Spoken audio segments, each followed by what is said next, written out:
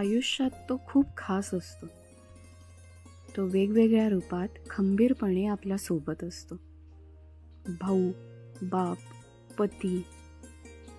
दिसताना खूप कणखर वाटतो, पण खूप हळवा असतो. त्याच्या इमोशन्सला जग गृहीत धरतं, पण तो ज्याच्या जास्त जवळचा असतो त्यालाच माहिती असतं तो नक्की कसा आहे. कसलीही अपेक्षा न करता तो सगळ्या जबाबदाऱ्या सांभाळून नेहमी हसत असतो. कुटुंबाला बळ देत असतो. तो कधी दाखवत नाही, पण त्यालाही आधाराची गरज असते.